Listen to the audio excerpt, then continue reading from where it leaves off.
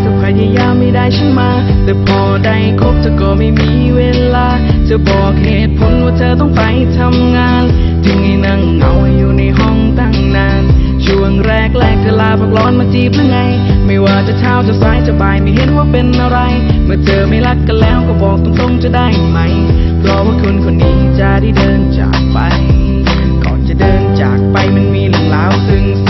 มันมีความทรงจำที่ทำให้เรานึกถึงว่ามีความสุขแค่ไหนที่อยู่กับคนคนหนึ่งจะหลับจะนอนกลางคืนตื่นเช้ามีเธออยู่ตรงนี้นับตั้งแต่ตอนนี้ก็คงไม่มีวันนั้นวันที่มีความสุขก็ตอนนี้มาจากกันเมื่อเธอไม่รักกันแล้วเธอก็ควรจะบอกฉันปล่อยความรักของเราที่มีให้มันเป็นแค่ความฝันพอแรกจะพยายามไม่ได้ฉันมาแต่พอได้คบเธอก็ไม่มีเวลาจะบอกเหตุผลว่าเธอต้องไปทำงานจึงให้นั่งเหงาอยู่ในห้องตั้งนานช่วงแรกเธอลาพักร้อนมาจีบหรือไงไม่ว่าจะเช้าจะสายจะบ่ายไม่เห็นว่าเป็นอะไรเมื่อเธอไม่รักกันแล้วก็บอกตรงๆจะได้ไหมเพราะว่าคนคนนี้จะได้เดินจากไป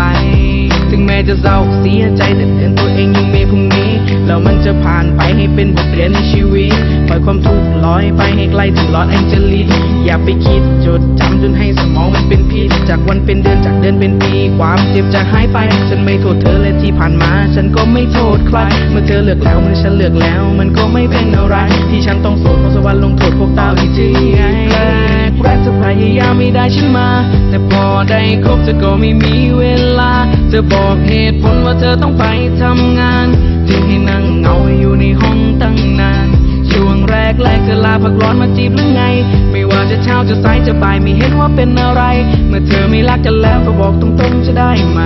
เพราะว่าคนคนนี้จะได้เดินจากไป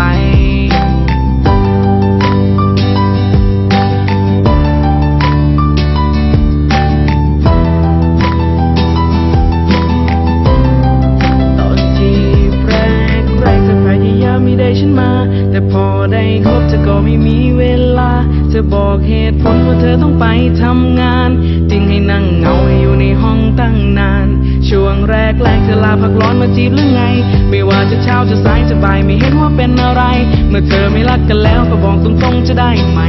เพราะว่าคนคนนี้จะได้เดินต่อไปแรกเธอพยายามไม่ได้ฉันมาแต่พอได้คบเธอก็ไม่มีเวลาจะบอกเหตุผลว่าเธอต้องไปทำงานจึงให้นั่งเหงาอยู่ในห้องตั้งนานช่วงแรกเธอลาพักร้อนมาจีบหรือไงไม่ว่าจะเช้าจะสายจะบ่ายไม่เห็นว่าเป็นอะไรเมื่อเธอไม่รักกันแล้วก็บอกตรงๆจะได้ไหมเพราะว่าคนคนนี้จะได้เดินจากไป